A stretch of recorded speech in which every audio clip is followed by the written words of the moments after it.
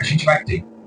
Inclusive, foi uma questão que ele recomendou, né? Falou que seria interessante a gente estudar ela, e a gente interpretou isso como estudem porque vai cair na prova, né? Então, vamos tentar entender bastante ela para quando chegar na prova a gente conseguir simplesmente aplicar e fazer a nossa questão de forma tranquila e rápida, né? Para não perder tempo nessa questão. Tá bom? Vamos lá, gente. A 3 diz o seguinte: fx é uma função de duas sentenças, certo? Então, ela vai ser x ao quadrado menos 1 se o módulo de x for menor ou igual a 1. Então, se o módulo de x for menor ou igual a 1, ok? E ela vai ser 1 menos x ao quadrado se o módulo de x for maior do que 1. O módulo de x for maior do que 1, ok? Letra A, está pedindo para esboçar esse gráfico. Eu acabei de postar um vídeo sobre questões onde envolve módulo aqui na regra e expliquei totalmente como que a gente interpreta isso, tá bom?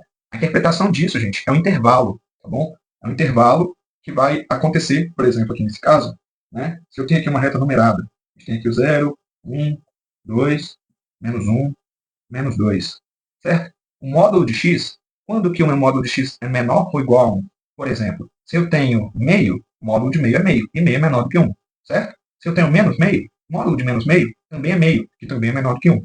Se eu tenho, por exemplo, o próprio menos 2 aqui, qual que é o módulo de menos 2? Né? O módulo de menos 2 é 2, e 2 é maior do que 1, certo? Então, o intervalo que representa x, módulo de x menor ou igual a 1, seria esse intervalo aqui, ó. Então, quando eu tenho x entre menos 1 e 1, eu vou ter o meu módulo de x menor ou igual a 1, beleza? E quanto que a gente tem um módulo de x maior do que 1, certo? Qualquer número que o módulo dele for maior do que 1, você entraria aqui. E como que a gente faria isso? Por exemplo, o número 2, o módulo de 2 é o próprio 2, e 2 é maior do que 1. O número menos 2, o módulo dele também é 2, que também é maior do que 1. Então, vou marcar com uma outra cor aqui, o módulo de x maior do que 1 seria o intervalo antes do 1, antes do menos 1 e depois do 1, tá bom? Então, vamos reescrever essa função, deixando claro os intervalos, tá bom? Para não ter dúvida na hora que a gente for tentar fazer as derivadas. Mas, em resumo, esse daqui vai ser entre menos 1 e 1, e esse daqui vai ser antes do 1, antes do menos 1 e depois do 1, tá bom? Vou apagar aqui só para reescrever, mas vai ficar bem claro depois que a gente escrever na forma de intervalo. Então, o f de x vai ser igual a x ao quadrado menos 1, 1 menos x ao quadrado. No caso de cima, quando eu tiver menos 1 menor ou igual a x, menor ou igual a 1. Ok? E no caso de baixo, se o meu x for menor do que menos 1, ou seja, x menor, igual não, né? Só menor. Menor que menos 1, ou x maior que 1. Ok? Qualquer número menor do que menos 1, o módulo dele vai ser maior do que 1. Qualquer número maior do que 1, o módulo dele também vai ser maior do que 1. E aqui, qualquer número entre menos 1 e 1 vai ter o módulo menor ou igual a 1, beleza? Então eu reescrevi o que está aqui em cima de uma forma que a gente consegue interpretar um pouco melhor, tá bom? Então vamos tentar esboçar esse gráfico. Olha só, a gente vai ter uma parábola quando a gente está dentro do intervalo de menos 1 e 1, e a gente vai ter uma outra parábola quando a gente está no intervalo antes do menos 1 e depois do 1, tá bom? Então, vamos lá fazer aqui o plano cartesiano. Plano de verde aqui, né? Finge que está reto, tá bom? Obrigado. Ok. Nesse plano, eu vou marcar os pontinhos importantes aqui, que no caso vai ser menos 1 e 1. E vou desenhar as parábolas. Essa parábola aqui é uma parábola com a concavidade para cima, né? O A é positivo. E no caso desse daqui, vai ser uma concavidade para baixo. Nessa parábola, ela está deslocada uma unidade para baixo. Então, se a parábola original x ao quadrado, ela seria algo assim, ela deslocada para baixo vai ser algo assim, né? Uma unidade para baixo. E no caso da outra vai ser exatamente o contrário. A parábola original seria menos x ao quadrado. E ela deslocada uma unidade para cima, ficaria mais ou menos assim.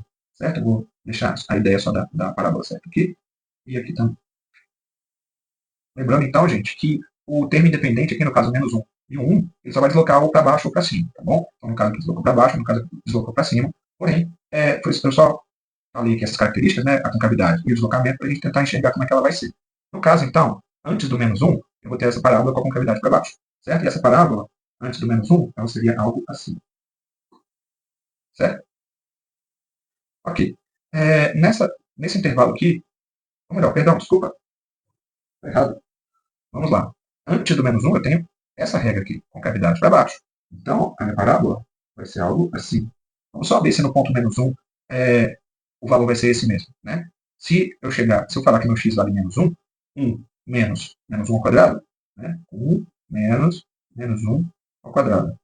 1 menos 1 ao quadrado é 1, vai ficar 1 menos 1 é igual a zero. Então, quando o meu x vale menos 1, meu y vale zero, certo? A altura aqui é exatamente zero, certo? Aqui está a origem, aqui está o y, aqui está o x. Então, teria mais ou menos essa cara, porém, quando eu estou olhando pela esquerda, é como se aqui fosse uma bolinha aberta, tá bom? Ok. O que mais? Agora, eu vou entender que vai acontecer exatamente a mesma coisa do outro lado, né? Uma parábola simétrica, né? Então, a mesma coisa que aconteceu de um lado, ela continuaria e chegaria do outro lado. Porém, esse intervalo aqui, a gente não vai usar essa regra, a gente vai usar outra. E como que é a outra regra? Uma parábola com a concavidade para baixo, que seria mais ou menos assim. Ok? Tá. Vamos ter certeza que seria mais ou menos isso? Primeiro, a gente tem que ver se nessa função de cima aqui, se eu jogar o menos 1 nessa função, se eu também chego em zero, né? Porque quando eu tenho menos 1 na minha função vermelha aqui, no desenho aqui ele está chegando em zero, mas eu só chutei. Vamos ver se ele vai chegar em zero também. Vai ficar menos 1 elevado ao quadrado, menos 1, certo? Isso daqui vai ser igual a 1 menos 1, que é igual a zero. Então, realmente, ela chega aqui, inclusive ela vai fechar essa bolinha aqui, tá bom? Tá. E aqui no 1, o que vai acontecer se eu jogar aqui no 1? Se eu jogar o 1 aqui, vai ficar 1 menos 1 ao quadrado. Então, vai ficar 1 também. Então, vai fechar essa outra bolinha. Então, a gente tem aqui o esboço do gráfico dessa função, tá bom? Teoricamente, a resposta da letra A está feita, tá bom? Então, a letra A, a gente tem aqui o esboço do gráfico. Porém, uma coisa que ele fez na aula, que ele fez a Thaís fazer, né, no caso, foi identificar qual que é o domínio e a imagem dessa função. A imagem, o domínio, a gente pode ver que eu tenho x menores do que menos 1, x entre menos 1 e 1, e x maiores do que 1. Então, o domínio é igual a 100 reais, tá bom? Então, nessa função, eu posso ter qualquer valor de x para essa função, certo? Já a minha imagem, a gente sempre olha o gráfico para analisar a imagem. E na minha imagem, eu percebo que eu não tenho, em momento nenhum, um y maior do que zero, certo? Então, eu tenho y infinitamente menor do que zero, ou seja, isso aqui continua até lá no meio do infinito. E quando chega em zero, ele bate e volta. Então, o meu maior valor de y aqui vai ser zero. Então, esse meu intervalo vai ser aberto em menos infinito e fechado em zero, porque é uma bolinha fechada, certo? Então, assim. Beleza. Ok, gente. Então, a letra A está resolvida. Temos a função, temos o esboço do gráfico, o domínio e imagem, ok? Vou apagar aqui a letra A e vou fazer a letra B e C dessa questão. Está pedindo para a gente calcular, verificar primeiro se a F é contínua. Bem, eu acabei de desenhar o gráfico que seria excelente para a gente analisar se a F é contínua. Tá? Primeiro, a resposta da B, então. Eu poderia dizer que ela é contínua. F de x. Ele falou ponto? Falou, né? É contínua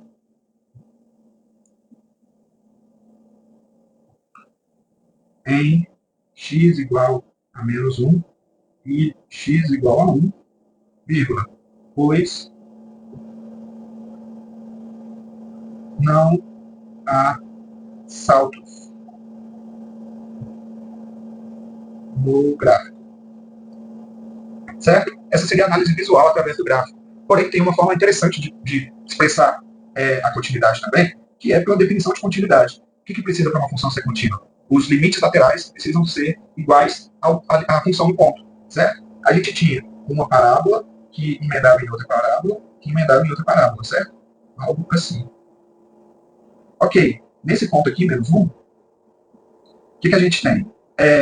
O limite dessa função aqui pela esquerda, né? Então eu vou dizer que f, limite de x tendendo a menos 1 pela esquerda é igual ao limite do x tendendo a menos 1 pela direita, que é igual a f de menos 1.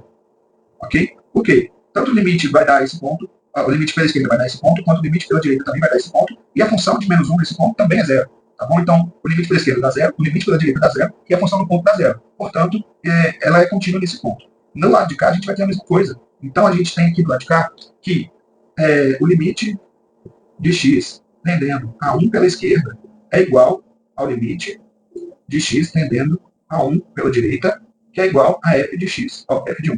Tá bom? Então, a gente percebeu que quanto mais a gente se aproximava do menos 1, o limite pela esquerda se aproximava de zero. E quanto mais a gente se aproximava pela direita, o limite também se aproximava de zero, que é exatamente o valor de f de 1. Tá bom? Se eu jogar f de 1 aqui, no caso teria a função de cima, a gente acharia zero também, assim como os limites laterais. Se os limites laterais existem e são igual à função do ponto, significa que a função é contínua naquele ponto. Tá bom?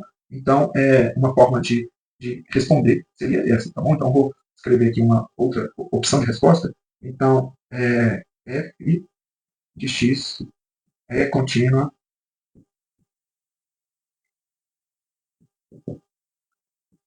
em x igual a menos 1 e x igual a 1, pois limite de x tendendo a menos 1 pela esquerda é igual ao limite de x tendendo a menos 1 pela direita, que é igual a f de menos 1.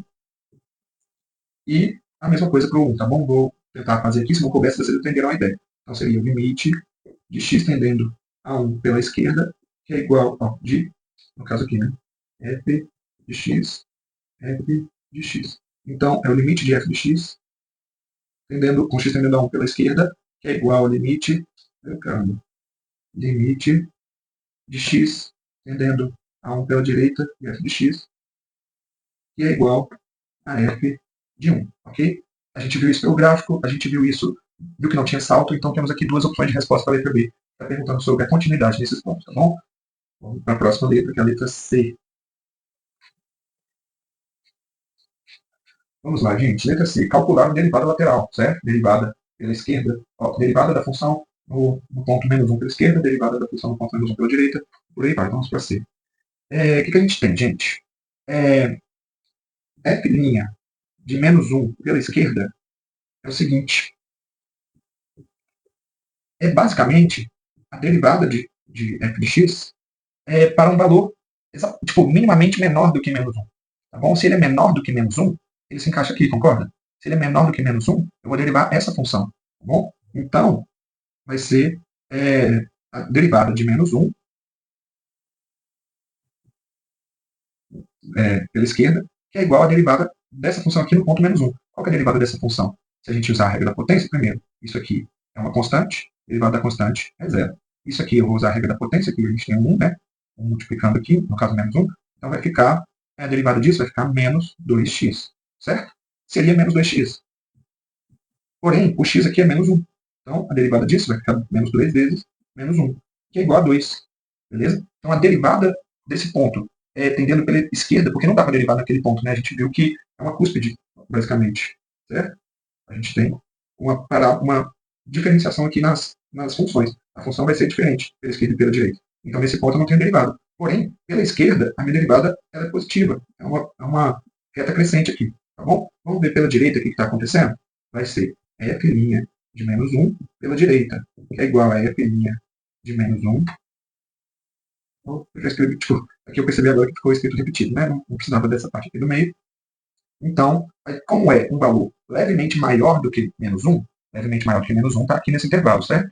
Então, eu vou derivar com a função de cima. E a função de cima vai ser 2x a derivada, certo? Então, vai ser 2 vezes x. Porém, o x vai ser menos 1. E o x sendo menos 1, a minha derivada, então, vai ser menos 2. Ok? A derivada nesse ponto, digamos assim, a derivada lateral nesse ponto pela direita, vai ser menos 2. E lá no 1, o que vai acontecer? F' de 1 pela esquerda vai ser igual a 1 pela esquerda é levemente menor do que 1. Então, vai ser esse intervalo, né? Levemente menor do que 1. Se é menor do que 1, eu uso essa função. E se é essa função, a derivada é 2x. Porém, vai ser 2 vezes o x, que é 1. Então, vai ser igual a 2. Beleza? E o f' de 1 pela direita vai ser igual à derivada de um valor levemente maior do que 1, ou seja, esse intervalo, que a gente vai usar a derivada dessa função aqui, que é menos 2x. Menos 2 vezes x. Porém, o x é 1. Então, vou apagar aqui e colocar um 1. Então, a derivada lateral pela direita, aqui no ponto 1, vai ser igual a menos 2. E isso faz todo sentido se a gente analisar o gráfico, né? Vou desenhar aqui pela 15ª vez o gráfico, mas se aqui é o menos 1, aqui é um 1, a gente pode interpretar que até a gente chegar aqui nesse ponto, eu tinha uma derivada positiva. Quando eu cheguei nesse ponto, eu passei a ter uma derivada negativa. Por quê? Porque minha reta está, digamos assim, a minha reta tangente, ela está decrescente. Né? Nesse ponto aqui, ela é decrescente. E antes ela era crescente. Tá? Ela era crescente antes, ficou decrescente. E aqui, já no ponto 1, pela esquerda, eu tinha uma reta crescente, né? Que seria passando por aqui. Já pela direita, eu tenho uma reta decrescente, que seria a minha inclinação aqui pela direita. Tá bom? Então, está fazendo todo sentido nessa resposta. Se não tiver certa, pelo menos ela faz sentido. Mas ela está certa sim, tá bom, gente? Vamos ver o que está pedindo na letra B. Determine f' de x, encontre seu domínio e esboce seu gráfico. Bem, a gente vai ter que entender uma coisa. a gente viu que tem pontos da minha função em que ela não é derivável, certo? Ou diferenciável, né?